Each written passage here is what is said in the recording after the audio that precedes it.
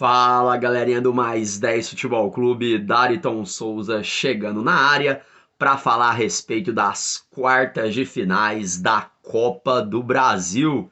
É isso mesmo, 4 jogos movimentaram a rodada de meio de semana, com algumas equipes saindo na frente, outras praticamente garantindo sua classificação e outros jogos bem emocionantes. Vamos falar do empate entre São Paulo e Fortaleza, da vitória do Galo, o Atlético Mineiro que bateu o Fluminense lá no Rio de Janeiro, da vitória magra do Atlético Paranaense com muita polêmica e também não podemos deixar de falar sobre a goleada do Flamengo para cima do Grêmio, que deixou o Flamengo praticamente classificado para as semifinais da Copa do Brasil. Galera, antes de mais nada, não se esqueça de se inscrever no canal Mais 10 Futebol Clube, deixar aquele like maroto, comentários e seguir a nossa página também no Instagram e também no Facebook. Bora falar então de Copa do Brasil, né? Jogos de ida, vamos aos resultados e depois a gente falar um pouco das partidas, uma análise do que a gente pode esperar para os jogos da volta, né? Tivemos a vitória do Atlético Paranaense para cima do Santos por 1-0, lá em Curitiba, na Arena da Baixada. Tivemos um empate no Morumbi entre São Paulo e Fortaleza num jogaço 2-2. Tivemos a goleada espetacular do Flamengo para cima do Grêmio por 4-0.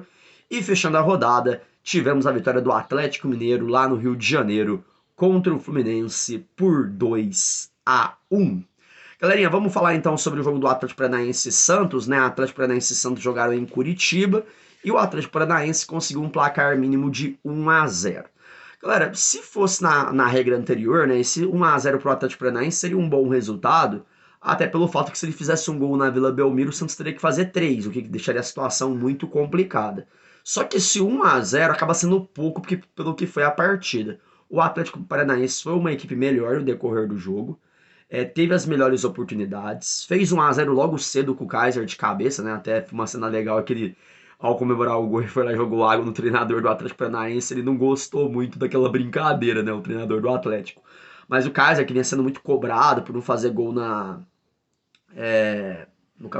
nos últimos jogos do Atlético Paranaense, estava vendo uma seca de gols, voltou a marcar e fez 1-0 para o Atlético Paranaense, que teve chances de ampliar, teve um chute do meio campo do Thiago Heleno, teve outras oportunidades, mas não conseguiu fazer esse segundo gol. O Santos teve chances muito pequenas, o Santos mais uma vez jogou mal, não teve uma boa atuação.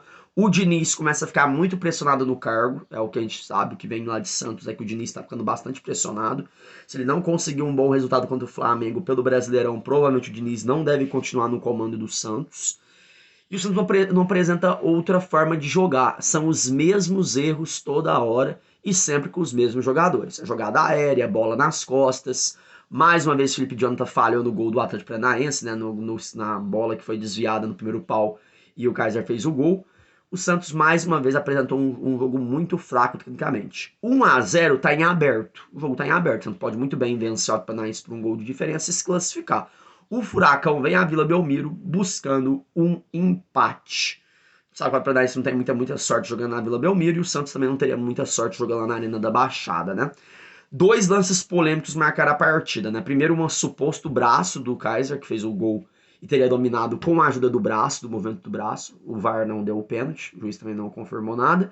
E um gol do Atlético Paranaense, que segundo informações seria um gol legal. Parece que a linha não estava funcionando do VAR e acabou anulando esse gol. Mas parece que na jogada inicial o jogador do Paranaense poderia estar impedido. Mas de qualquer forma, o gol foi anulado e a volta vai ser na semana do dia 15 de setembro, tá? Então o Paranaense sai na frente com esse 1-0, mas teremos o jogo da volta lá na Vila Belmiro. Como eu falei, o Santos precisa ganhar por um gol para levar para os pênaltis, 2 para se classificar direto, e o Atlético Paranaense joga por um empate, já que não tem mais aquela questão do gol qualificado, né? Gol fora de casa não tem mais. Bora falar de um jogão que tivemos nessa rodada da Copa do Brasil. Talvez o melhor jogo dessa rodada foi o empate, né, entre São Paulo e Fortaleza. Que jogão, meus amigos. 2 equipes que vão pra frente, que buscam o jogo. Era o São Paulo de Rigoni e Crespo contra o Fortaleza de Vorrada e os seus comandados, né? O que esse time do Fortaleza tá jogando é brincadeira. E foi o que a gente viu, né? No primeiro tempo o São Paulo tendo boas oportunidades e o Fortaleza também. O Fortaleza acertou a bola na trave, deu trabalho para a dupla Miranda e Bruno Alves. um jogaço entre São Paulo e Fortaleza no Morumbi, foi o que a gente acompanhou. E a gente sabe por que o Fortaleza é terceiro colocado no Brasileirão, né? Por causa desse tipo de jogos. Fortaleza jogou muito bem no Morumbi.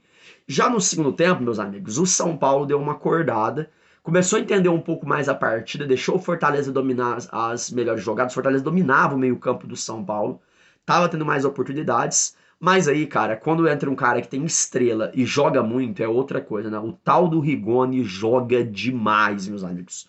O tal do Rigoni pegou uma bola ali na entradinha da área ali, cortou e bateu sem chance pro goleiro do Fortaleza, 1-0 São Paulo. O São Paulo sabia que o momento podia ser, o Fortaleza até então não tinha se abalado por tomar o primeiro gol, mas num contra-ataque ficou o Rigoni e o Tite, zagueiro do Fortaleza. Você acha que aconteceu o quê? Bola na rede, meus amigos. Rigoni levou na frente, bateu sem chances. Era o cara do jogo até o momento. 2-0 São Paulo. Aí você pensa, acabou o jogo, matou um jogo. Um 2-0 em fase de quarta de final de Copa do Brasil. São Paulo encaminhou essa classificação muito bem, como já tinha feito contra o Vasco. Mas não, o Fortaleza não sentiu o golpe e continuou indo para cima, O Crespo decidiu tirar o Rigoni para colocar o Luciano. E aí, meus amigos, que aí a situação ficou feia mesmo, porque logo em seguida o Volpi mais uma vez falhou. O Volpi teve uma falha bizonha mais uma vez. O torcedor do São Paulo não tá por aqui pelo Volpi. Provavelmente muitos querem que ele vai para reserva, né? E o Pikachu diminuiu. São Paulo teve a chance de fazer o 3-1 no chute que o Reinaldo chutou e o goleiro do Fortaleza conseguiu espalmar. O Luciano ficou louco, criar a bola no pé dele. E no finalzinho, cara, aos 47 do segundo tempo, cruzamento na medida para o gol de cabeça do Romarinho. Jogador que tem uma estatura até baixa, né? E olha que Bruno Alves e Miranda faziam uma partida espetacular. E nesse lance eles falharam. E o São Paulo acabou sofrendo um empate. 2-2 que nem no ano passado na Copa do Brasil, né? Todo mundo lembra que o São Paulo venceu mesmo Fortaleza por 2-0 nas oitavas e sofreu um empate no final da partida, aquele jogo que foi decidido nos pênaltis. E o Volpi foi o herói aquela vez, né? Ele catou o pênalti e levou o São Paulo para as semifinais. Dessa vez ele foi o vilão e o São Paulo deixa escapar esse resultado. O jogo da volta vai ser em Fortaleza também no dia 15 de setembro. O empate leva para os pênaltis. Quem ganhar está na semi. Jogaço, galera. Galera, falando de outro time agora, falar do Atlético Mineiro, né? O Atlético Mineiro fez uma partida razoável para boa, mas conseguiu uma vitória muito importante que lhe dá uma vantagem muito legal para o jogo da volta contra o Fluminense. Ontem no Rio de Janeiro, eles já tinham se enfrentado pelo Brasileirão na segunda-feira e o jogo tinha ficado 1-1. Agora foi pela Copa do Brasil e deu vitória do Galo por 2-1. Primeiro no gol do Nacho Fernandes, né, que chutou e o Nino tentou salvar dentro do gol, não tinha nenhum jogador impedido. O juiz deu que a bola passou e de fato a bola entrou. 1-0 Atlético Mineiro. Mais uma vez de pênalti, o Fluminense conseguiu o empate, né? Na segunda-feira o Fred tinha abrido o placar de pênalti, dessa vez um pênalti do Arana em cima do Nino. E aí o juiz marcou a penalidade, o Fred foi lá e virou o maior artilheiro da história da Copa do Brasil. O Fred que já é o segundo maior artilheiro do Brasileirão, agora também é o maior artilheiro da Copa do Brasil. O que faz gol esse Fred, hein, meus amigos? Também rodou o Brasil aí. Já também até jogou no Atlético. Já no finalzinho do primeiro tempo, adivinha? Mais uma vez, aquele ataque mortal do Atlético Mineiro entre Nacho e Hulk. O Hulk foi lá e fez 2-1 pro Atlético Mineiro. Atlético Mineiro praticamente, não praticamente porque tá em aberto, né, cara? Qualquer vitória do Fluminense por um gol de diferença leva o jogo pros pênaltis. Mas o Atlético Mineiro soube controlar bem a partida, conseguiu uma vitória na casa do adversário, o que complica muito a situação do Fluminense, que vai ser obrigado a vencer no Mineirão. E aí você pensa, vai ter que ir pra cima desse Atlético. Ir pra cima desse Atlético não é muito legal, né? Sabe o que aconteceu com o River de ir pra cima do Atlético, né? Mas vamos ver o que vai acontecer. Galera, para finalizar, vamos falar da vitória espetacular do Flamengo. Flamengo 4, Grêmio 0. Rapaz, que passeio do Flamengo, hein? E com um jogador a menos, hein, galera? Com um jogador a menos. Como que o futebol traz essas coisas, né? Porque o Grêmio, cara, jogava bem até o Isla ser expulso. O Grêmio fez um primeiro tempo muito bom. Chutou a bola na trave, obrigou o goleiro do Flamengo a fazer boas defesas. O Grêmio vinha bem no primeiro tempo. Fazia um jogo até então razoável para um time que luta contra o rebaixamento. Jogava de igual para igual pro Flamengo. Depois que o Isla foi expulso, eu não sei o que passou pela cabeça dos jogadores do Grêmio, que o Grêmio morreu em campo, cara. Não aconteceu mais nada em relação ao Grêmio. A gente achou que o Grêmio poderia abrir o placar, fazer 1-0 e conseguir uma vantagem, mas não.